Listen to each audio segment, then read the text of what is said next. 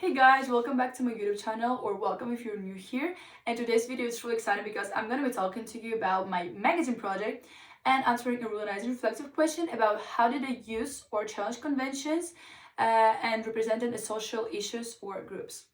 So I basically walk you through what I did, why and how did I made certain choices. So yeah, if you want to see how it all just came together, keep watching. And lights on, screens up, let's get into it. First, when you look at a magazine, you already see a finished product.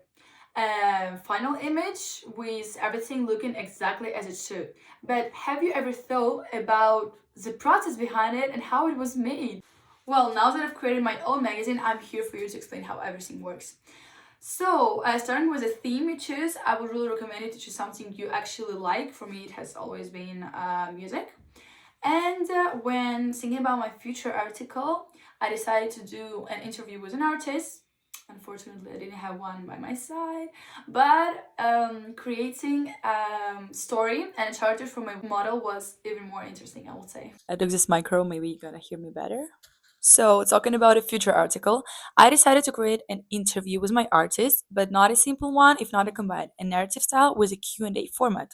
This made my magazine suitable for a wider audience. Of course, my main audience will be people who are into music or people who follow my artist persona, as the interview is gonna be about her career and her new album coming out soon.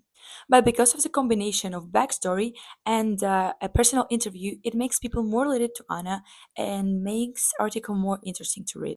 But okay, now that we know that there is a future article, we should also talk about other key parts, which are cover page and contents page.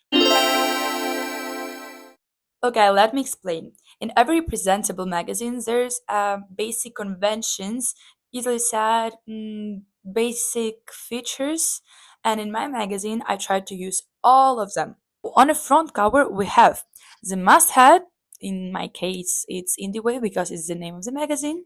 The main image, my model's photo, the cover lines, the main cover line, and also some additional information about the magazine itself, like the price, date, and issue number. We also shouldn't forget about how the color theme works for the magazine's genre. Like, for example, in my magazine, I use bold pink, blue, and with the dark background, it all just kind of like combines together to make a final composition that isn't too tacky or garish, even though it's still visually very bold and like attractive to the audience. So, it basically should be eye catching and attract a specific audience. My magazine is about the music, as we can see, and there's a famous representative person, my model, in a cover page, which means that the future article and the face of the magazine is her. On my front cover, I used a conventional visual hierarchy to make this clear. The main image of Annalee takes up the majority of the space and she's looking directly at the audience. The cover line relating to her story is also the biggest, in bright pink sans serif font, and includes a text effect to draw attention to it. Now, what attracts audience and what kind of audience will it attract? Bold colors like pink and blue, modern style, a young audience, an expressive and kind of like relaxed pose, and the fact that she's watching right into the camera, creating a feeling of her being really in front of you, all of that clearly attracts a younger audience. I mean, would it attract you? So basically, when everything is aesthetically and visually structured well, it gives an impression of a professional, nice, and just well made magazine. Now let's move on to the contents page. In my personal reflection, I would say that this was my favorite part of the magazine as I just got to experiment a lot with visuals and layouts.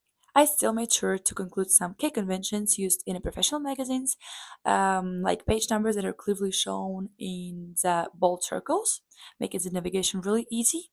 I also used article titles with creative names such as Inside the Soundscape and Heat Makers, each with a short description to briefly summarize what the article is going to be about. To help guide the reader, I used a bright pink background with the white and blue text so that it kind of like stand out and make it easier to read. The layout is also divided in a way where the left column is providing a clear reading path, and the right side helps readers visualize the content through the images. I wanted to be creative and not just place each image next to the article's title, so I did some research and find my inspiration on Pinterest. As you can see, the circular image layout on the right adds visual interest and also resembles a music disc, which links nicely, I will say even perfect, to my magazine's genre. I also designed the oversized contents header in a smooth wave shape to give it more artistic and less formal feel. This also connects to my magazine name in the wave, reinforcing the theme. Overall, I kept the functional elements of a contents page while experimenting a lot with the layouts and visuals to make it more engaging and appealing to my target audience. I hope I explained it well and now you understand how the contents page turned out like that.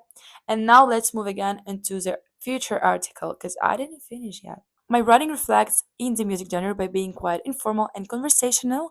This makes it feel more personal and relatable for the younger, especially Gen Z audience. I also use descriptive language to make the artist story more engaging and to create a better connection with the reader. For example, I described her music as emotionally sincere and talked about her journey through the emotional world, which helps the reader imagine her style and feel more connected to her as an artist.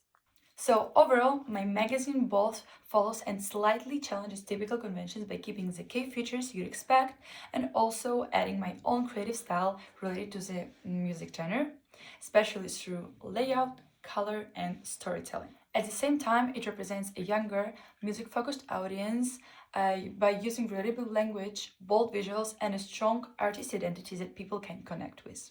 This project really helped me to understand not just how magazine looks, but how every choice from the design to the writing helps you communicate a message and attract an audience.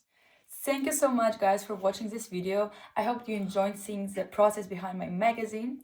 And yes, don't forget to subscribe, comment and like this video and see you on the next one. Bye!